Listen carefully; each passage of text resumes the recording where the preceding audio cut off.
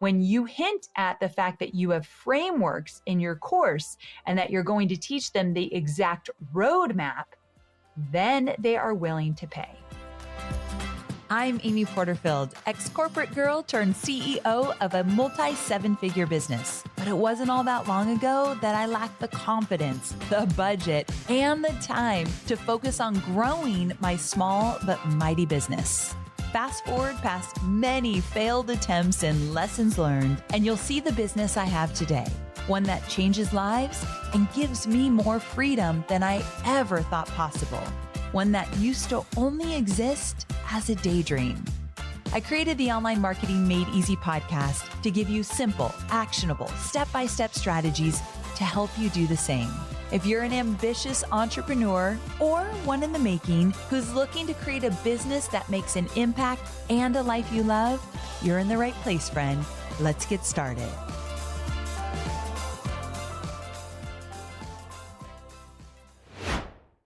Hey there! Merry Christmas Eve to those who celebrate, and welcome back to Online Marketing Made Easy.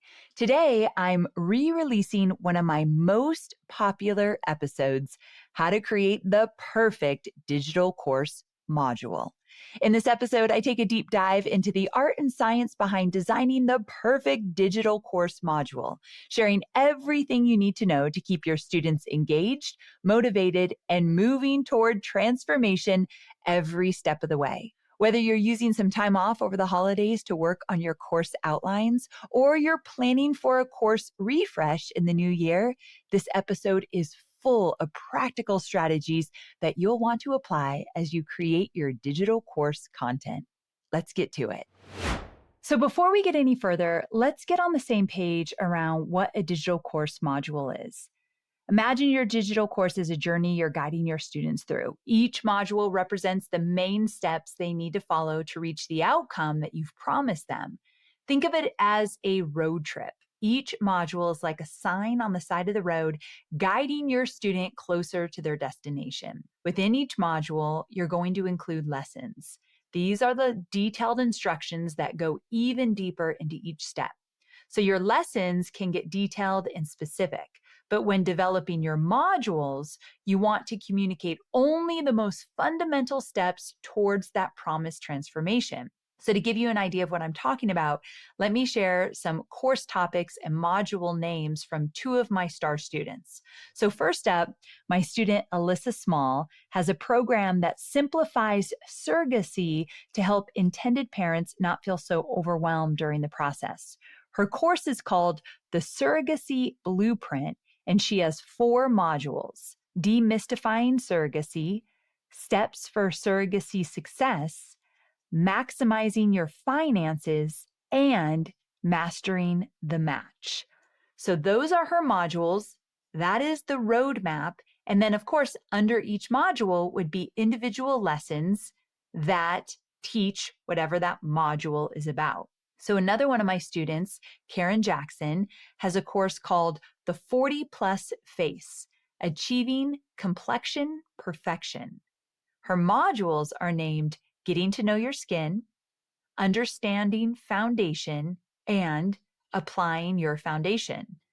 So not tons of modules, but her promise is to help you have this perfect complexion, and this is how she's going to teach you how to get it. Now you can see the modules in each example above are just the main steps that help organize the content. Their lessons will dive much deeper into specifics. The lessons are under each module, but the modules really help students understand where they're going. So clarity and progress start to unfold for your students when you help them zero in on one thing at a time in each of the modules. If you're multitasking, come back to me because this is important.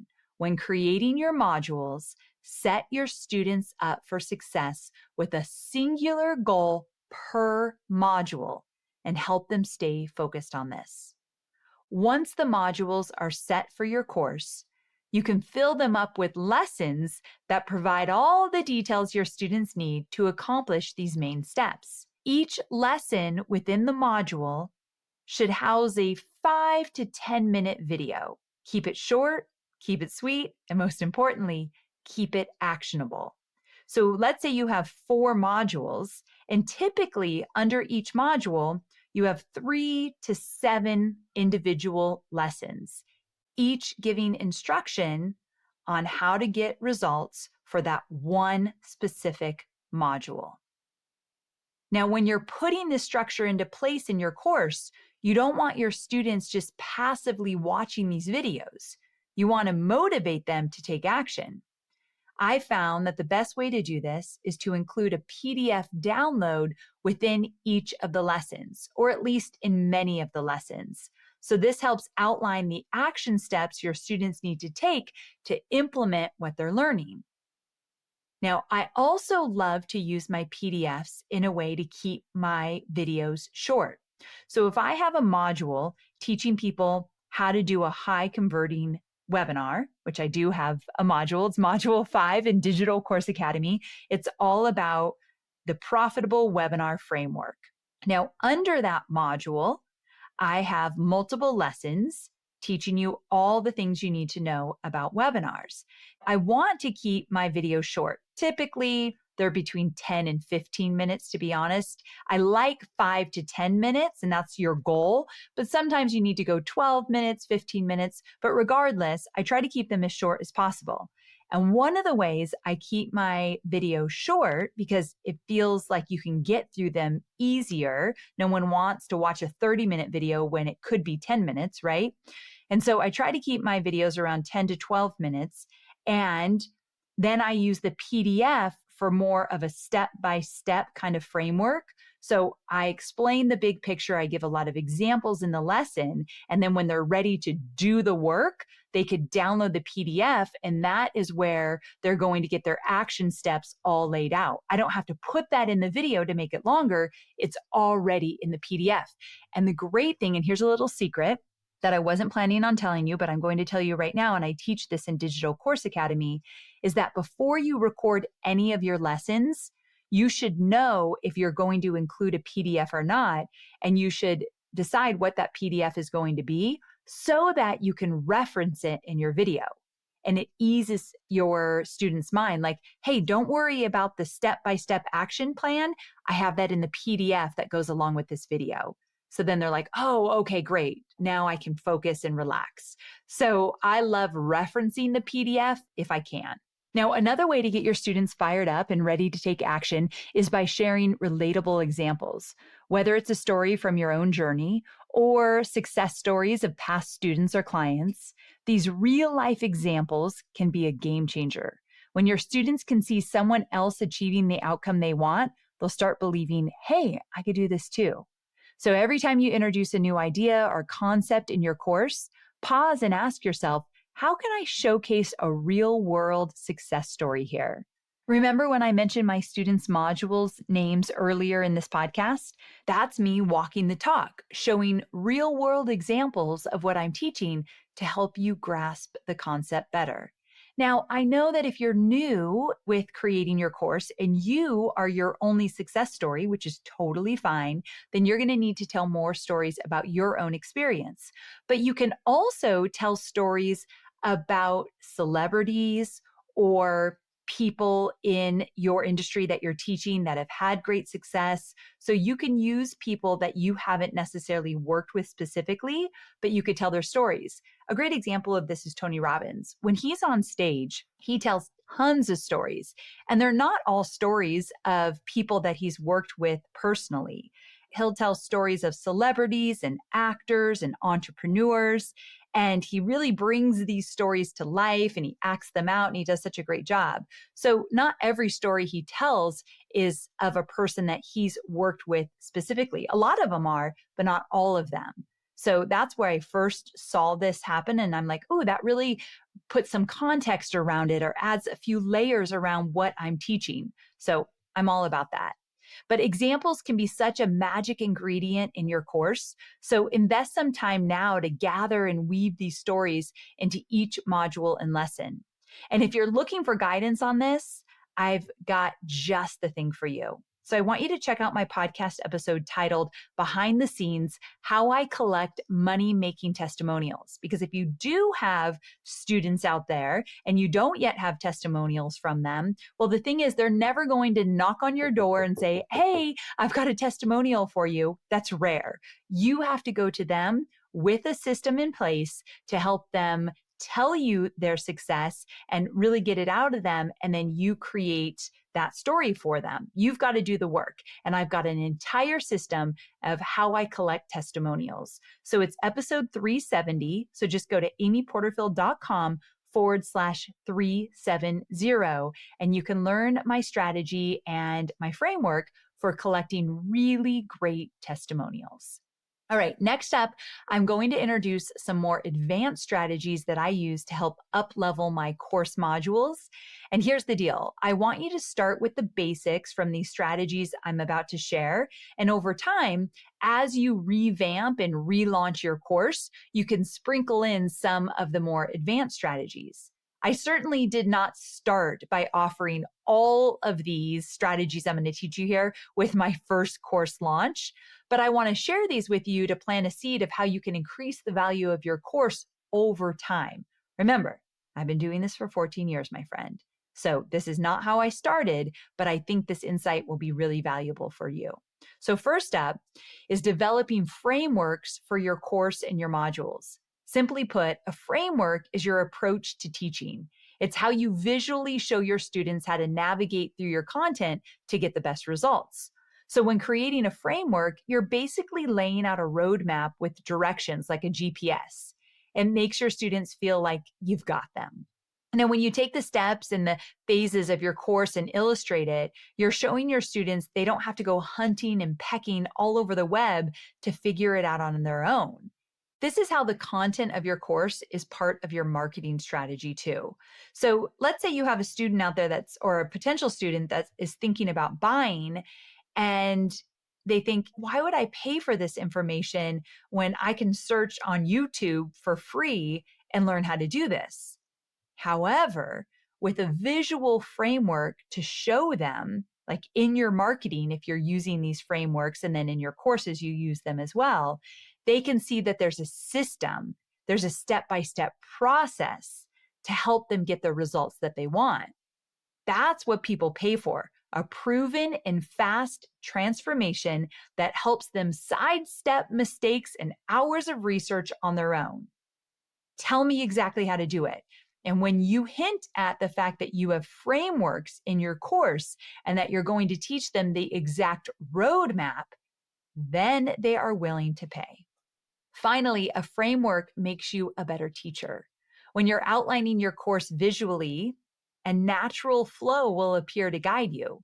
So when developing your framework, I want you to start by asking these 4 questions. Number 1, what are the results I plan to get from my students? Number 2, what's the best possible way I can get my students from point A to point B as quickly as possible and not lose their attention? Number 3, how do my students want to learn this content? And number 4, where do I anticipate stumbling blocks? So once you have these questions answered, sit down and brainstorm the simplest way to visually represent your framework or frameworks. I have multiple frameworks in Digital Course Academy. So I have a framework for how to do a high converting webinar. I have a framework for how to outline a digital course in 5 easy steps. I have a framework for how to validate your digital course idea. These are all in Digital Course Academy. It's easy for me to teach because I've already mapped it out in a visual framework that my students can understand quickly. So for example, you could lay it out in steps or phases or a system you're teaching or a process, a formula or a recipe. Those are different ways to look at how to put together a framework. Now, I'm a step-by-step kind of girl. So I do a lot of my frameworks in step 1, step 2, like I have the Porterfield process for outlining a digital course. That's my framework. I give it a title, the Porterfield process for outlining a digital course, so original, and it's 5 steps. So that's one of my frameworks in DCA. But I have many students who have cyclical or nonlinear frameworks because that's what best supports their content. So the thing to keep in mind here is that your framework should help simplify the process for your students, whatever that looks like for you. Now, from here, you do want to draw out the framework. There's an illustration part of this that's important. So when I develop mine, I literally draw it out. I grab a notebook and a pen and I draw it out. And I'm the worst illustrator ever, so it never looks good. But that way I can just see it laid out and then I can make changes and move things around. And then I can give it to my designer and say, can you make this look good? By the time she works on it, it looks so good compared to mine. But just like a simple illustration is where we need to start. And then when I think about writing copy about that framework, I try to keep it as simple and concise as possible. Like I use single words or short phrases, nothing longer than 1 or 2 sentences to really simplify what this framework is about. And real quick, going back to me asking my designer to make it look good, you might not have a designer. For years and years, I did not have a designer on my team. So I would go to Canva. They have templates that you can use to build out your framework visually. So just use Canva, great resource. So once you have the framework designed, there are a couple different places that you can use this in your course. I like to include one framework in my welcome module. So this gives students a 10,000-foot overview of what they're about to embark on. People want to know, where are you taking me? So when it's laid out visually in the very beginning, it makes it all feel so much more doable. So you will always find an illustration of a framework of what this course is all about in my welcome video. So like in Digital Course Academy, one of my signature courses, the framework in my welcome module, it is named the Course Creation and Launch Framework. Now notice I don't get super cheeky or super creative with these titles. Just say what it is. Course Creation and Launch Framework. So that's the first framework you'll see in Digital Course Academy in the welcome video. And it details the overarching steps from module 1 all the way to module 6 of the course.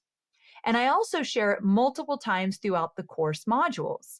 Since I drip my content week by week in this program, this is especially helpful to remind my students where we are and where we're going. So when you get into module 4, I'll probably start that module with, hey, just want to remind you of the Course Creation and Launch Framework and show you what we've done, where we're at now, and where we're going. So I use it over and over again. Another place a framework can help is inside a particularly long or complicated module that brings up fear or doubt in your students' minds. So let me give you another example from Digital Course Academy. As I talked to my students over the years, I heard a lot of fear and doubt around delivering webinars. But webinars are one of the most important marketing strategies that I teach to get my students big results. So I knew I needed to figure out a way to help them develop confidence in this area. That is how the Profitable Webinar Framework was born. I took the exact steps that I use to create my own high converting webinars, and I laid it out step by step, slide by slide in a framework to include in this module. My students now just need to follow and plug in their own content and deliver their webinar with confidence. There's no guesswork or room for fear because I've given them a tested and proven framework to follow. So think of the areas where your students tend to get stuck or in their head, and think how a visual representation can simplify it for them. Because at the end of the day, people want to get through your course as fast as humanly possible. They don't want more videos from you. They don't want more lessons. They don't want more PDFs. They just want the fastest way to get the results that you're promising. And so if you can show them a visual, look, this is what we're doing. We don't need to overthink it. We don't need to overcomplicate it. This is exactly what we're doing in this module per se. That creates some ease. Now, before we move on to the next strategy, I want to remind you that your frameworks won't be developed overnight. It's an evolving process that will change with each iteration of your course. I remember developing and reworking the frameworks that I use in Digital Course Academy a couple years ago. I invited my director of content at the time, Jaws, who's now my CEO, and my senior content manager, Jilly, to my home. It was the 3 of us at my house basically debating over the new order of things that should be taught in Digital Course Academy. We went for 2 days. We hashed it out. We came up with a plan. We punched holes in it. We came back to the table. We slept on it. We talked about it more. So this took 2 full days and 3 people to figure out. So give yourself time and grace to put this strategy into place. And once you have a framework out there and once you get feedback, you could always tweak it and make it better. Now, to dive more into frameworks, in one of my most recent podcast episodes, I had a chat with my friend Rory Vaden, and we did this episode, how to create a signature framework. And I got really great feedback from that one. You all loved it, those of you who heard it. So it's episode 613. So amyporterfield.com/613. Very popular episode. Highly recommend it. All about how to do frameworks. All right. So the next advanced strategy that you can consider to up-level your modules is to include live bonus trainings. I genuinely believe having a live component in your course is essential these days to stand out online. Offering one-off bonus trainings inside your modules is a great way to accomplish this at scale. So live bonus trainings should be structured to help remove roadblocks and provide an extra motivation boost for your students. So for example, in Digital Course Academy, I do 3 live bonus trainings that are presented to students in modules 1, 3, and 5. Now, I know that these are places that my students struggle to make a decision or feel particularly overwhelmed in my course. So for example, in Module 1, many DCA students need help building their email list to align with their course topic. But they get so overwhelmed with what to offer as a free lead magnet versus what to include in their paid course. So I do a surprise live training. You don't even know about this when you buy DCA. And it's called the Lead Magnet Topic Test Drive Training. And it's all about showing up with an idea for your lead magnet. And I do 5-minute test drives where they get on camera with me. They tell me their lead magnet idea. They tell me their course idea, and we hash out if it's a good lead magnet to grow their list for their course. So I do that with as many people as I can within the hour. But not everyone needs this in Digital Course Academy. So I don't want to include it as a core lesson in the program. Some people come into DCA already have built their email list. So when it comes to digital courses, less is more. But since I know it will help many of my students, I include it as a bonus live training. And it's a great way for me to connect with my audience since all of my trainings in DCA are pre-recorded. So I love mixing in some live engagement. So to figure out the best modules for live trainings in your course, listen to your students. Where are they getting tripped up? Where are they asking the most questions? It's such a good cue for you to come up with a live bonus training for your students. Now, if you're just starting out and you're not sure yet, get on the phone with your ideal student and ask them where they've lost motivation or given up in the past. So this could give you some insight where you need to provide safety nets for them. But also, you know your content well. You know where people are likely going to get stuck. So if you could think of 1 or 2 live bonus trainings to add to your modules, by all means, just start there. Also, you could bring in a guest trainer. So a great live bonus training would be someone that could help shift people's mindset. So it's one thing for me to teach webinar strategy all day long, but if you don't believe you're worthy of selling online, well, then all my webinar strategies are never going to work. So in the past, I've brought in some people that are mindset experts, like coaches, business coaches that can help you with getting your mind on straight around creating courses, launching courses, putting yourself out there. So there's different ways you can do this. It doesn't have to be you. You can bring in a guest as well. Another thing that I do is every week I do a live Q&A for tech questions, but I am not a big techie person. And so I've used the same guy, his name is Dave Kaminsky, for years and years. He's helped me with my own tech, and then he's helped teach my students tech when they get stuck. So now we do a live bonus Q&A every single week with Dave. And if you've got a tech question, you can show up. So those are the kind of things that I try to think about. Okay, what do my modules look like? What do the different frameworks look like? And then where are people going to get stuck? And can I offer some live engagement during the period that my course is live so I could take things to the next level? So, next up is one of my very favorite strategies for keeping students engaged and progressing through my course, and that's sprinkling in some pep talk videos.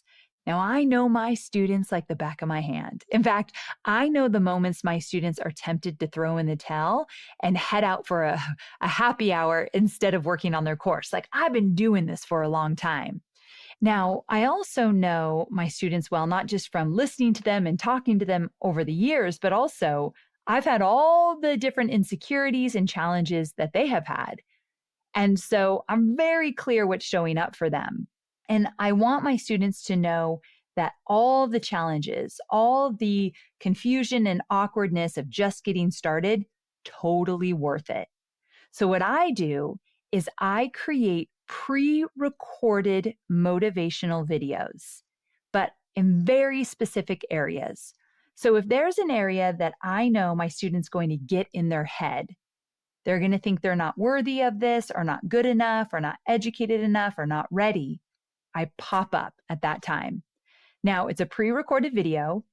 And I will usually email it to my student at the exact time that they're starting a module where I know they're going to feel stuck. And I'll say, listen, before you start this module, you're going to feel XYZ, or you might have feelings of whatever pop up for you. I know this because I've been in your shoes. So here's what I want you to do. These videos are 5 to 7 minutes, but they come at the most perfect time. You don't even know how many times I have gotten a DM on Instagram where someone said, Amy, I was about to give up, or I was about to throw in the towel today because I was so overwhelmed. But then I saw your pep talk video. You spoke directly to my insecurities. I'm back in the game. I hear it so many times. And so random pep talk pre-recorded videos inside of your modules, a great idea. I really believe that what sets the best digital course modules apart is finding the perfect blend of motivation and strategy. The majority of my videos are strategy and how-to, but you will also find motivational, inspiring pep talk videos sprinkled in throughout when I think my students need it the most. Now, before we wrap up today, I have one more advanced strategy that I want to share, and that's to think about mixing up the type of content in your modules. It's important to remember your students will absorb information differently. Some will learn best through audio, others are visual learners, and some may identify as hands-on learners. So let's dive deep into the importance of visual aids first. When you're creating the core video content for your modules, it's incredibly beneficial to incorporate slides. Not only do they emphasize your key points, but they also visually showcase the concepts that you're teaching, especially those frameworks that we discussed earlier in this episode. And speaking of visuals, you can also use the PDF downloads that you're going to create to incorporate illustrations in those so that they can see it as well as just learn it and hear about it from you. Now, let's talk about content for audio learners. One way I've done this over the years is to offer audio versions of each lesson in a module. I use a tool called Hello Audio, and it lets me convert my lessons into a podcast style format. This way, those auditory learners can soak up knowledge even while they're on the move. So I have a private podcast that you can get on Apple Podcast and other platforms that is only for my Digital Course Academy students. So that's pretty cool, right? So if you want to talk about or look into a private podcast for your digital course, look into Hello Audio. Now, for my hands-on learners, I've got this super fun Post-it note party that I do every year where I get on Zoom. I encourage them to grab a stack of Post-it notes and Sharpie pens, and we do an entire hour-long exercise together where they are on their feet, they're doing this Post-it note strategy, and I'm guiding them. So that's an example of a little bit more hands-on. I don't have a lot of that, but that is one of them. So, as you grow as a course creator, think about how you can mix it up with audio and interactive activities and visual exercises to cater to all the ways that your students learn. All right, my friend, we've made it to the end of today's episode. And as we wrap up, I want to leave you with a few key takeaways to reflect on. First, when creating your digital course, start by asking yourself, how can I lay out the simplest and most straightforward steps for my students to follow to achieve their desired transformation? These steps will make up your modules. Then look at the video lessons that you're going to create within each module. Ensure you're concise yet impactful, and pair them with PDF guides that outline the main action steps so you don't have to put all of that in the video, making the video long and drawn out. Use your PDFs to make your videos shorter. Next, think about how you can enhance your content with visual tools like frameworks. Now, once you have all of this established, consider where you can add in live bonus sessions taught by you or guest experts to address any challenges your students might face in certain modules. And then, when you start pinpointing common stumbling blocks or areas where people are getting stuck, you can also sprinkle in those pep talk videos inside different modules to make sure that your students know, look, I understand where you're at, I see you, I hear you, and this is what you do to get unstuck. Lastly, it's important to remember that every student is unique. See if you can offer a blend of audio, visual, hands-on exercises and experiences to cater to diverse learning styles.